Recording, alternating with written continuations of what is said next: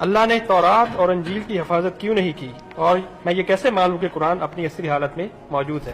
اللہ تعالیٰ نے جو کتابیں بھی بھیجیں ان کتابوں کے ساتھ پیغمبر بھیجے۔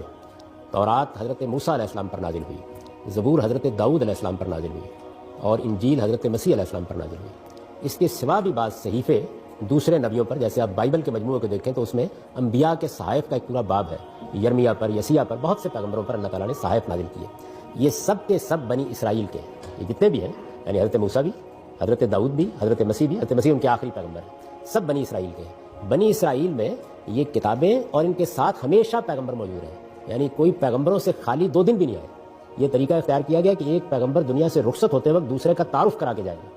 تو اس وجہ سے یہ ذمہ داری پھر اللہ تعالیٰ نے ان قوموں پر ڈال دی کہ اس کی حفاظت کریں، کیونکہ پیغمبر موجود تھے، اگر کہیں کوئی خرابی پیدا ہوتی تو وہ اس کی اصلاح کرنے کے لیے موجود تھے۔ تو یہاں کوئی غیر معمولی اہتمام کرنے کی ضرورت نہیں تھی۔ محمد رسول اللہ صلی اللہ علیہ وسلم کے بعد دنیا ایک نئے دور میں داخل ہو گئی، نبوت کے خاتمے کا اعلان کر دیا گیا۔ اب قیامت تک کسی نبی یا پیغمبر کو نہیں آنا۔ بنی اسماعیل کو ذمہ داری دی گئی کہ جس طرح اللہ کے رسول نے ان تک پیغام پہنچایا وہ باقی دنیا تک پیغام پہنچائے۔ یہ پیغام پہنچانے کے لیے ایک قوم اٹھائی گئی، ایک علاقے کا انتخاب کیا گیا، ایک معبد بنایا گیا جس کو آپ کعبہ کہتے ہیں۔ یہ سارا اہتمام کرنے کے ساتھ یہ ضروری ہو گیا کہ اب چونکہ کوئی نبی آ کے غلطی پر متنبع نہیں کر سکتا، تو اللہ اپنی کتاب کے لیے بھی غیر معمولی حفاظت کا اہتمام کرے گا۔ یہ غیر معمولی حفاظت کا اہتمام بھی انسانوں کے ذریعے سے کیا گیا ہے، یعنی ایسا نہیں ہے کہ اس کے لیے کوئی آسمانی مخلوق آئی ہے جس نے اس کو محفوظ رکھا ہے۔